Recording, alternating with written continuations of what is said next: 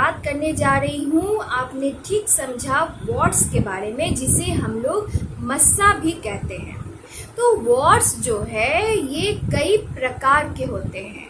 उसको जानने से पहले मैं अपने आप को इंट्रोड्यूस कर दूं। Myself doctor Monika Gupta and I am third generation homeopath of my family, working as medical officer under Bihar government, and also I am practising homeopathy for more than 17 years.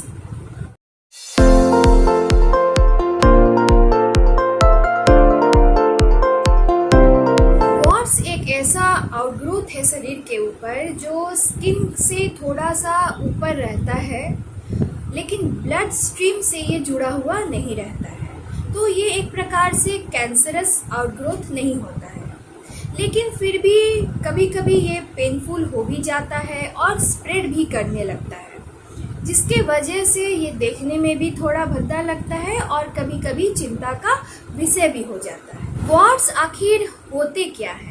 तो मैंने जैसे आपको बताया कि वॉर्ड्स जो होते हैं ये आउटग्रोथ होते हैं जो आपके स्किन के ऊपर नजर आते हैं, लेकिन इनका जो टैग होता है ये आपके स्किन से ही होता है, ब्लड वेसल से कोई कनेक्शन इसका नहीं होता है।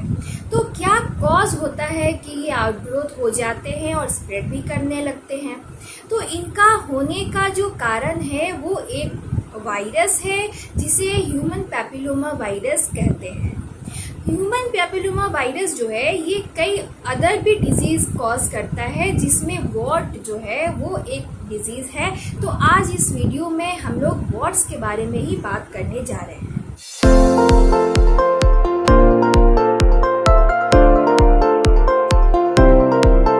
ह्यूमन पैपिलोमा वायरस जिनको भी अटैक करता है, क्या सभी को वॉर्ड्स हो जाता है? जी नहीं। जिनका भी साइकोटिक डायथेसिस होता है, यानी कि जिनका ससेप्टिबिलिटी वॉर्ड्स होने का ज्यादा रहता है, उन्हें ही वॉर्ड्स होता है।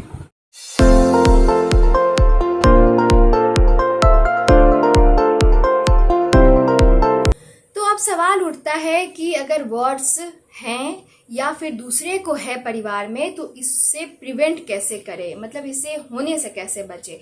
तो सबसे पहले अगर खुद को अगर है वॉर्ड्स, तो हमें स्क्रैच नहीं करना चाहिए, यानी कि उसको नोचना नहीं चाहिए। अगर खुजली हो रही है, वहां पे इचिंग हो रही है, तो हल्के कपड़े से उसको हल्का सा सोहरा देना चाहिए, लेकिन उसको स्क्रैच नहीं करना चाहिए।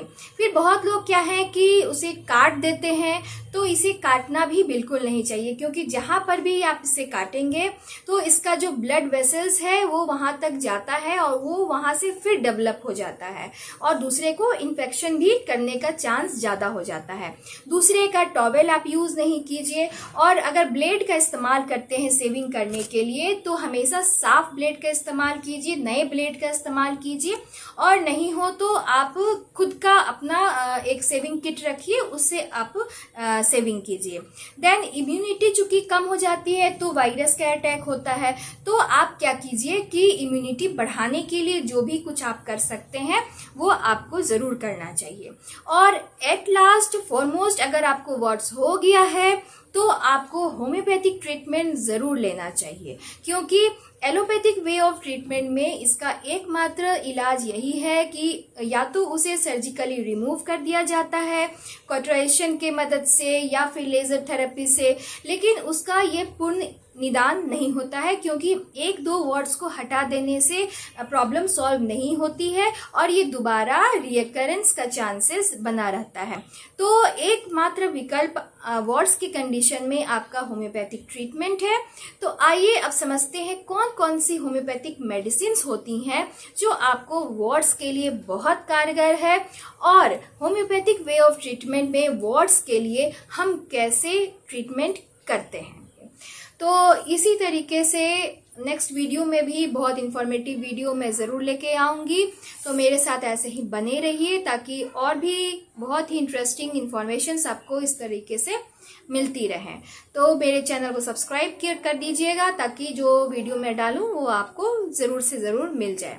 सो take care of yourself and thank you for watching.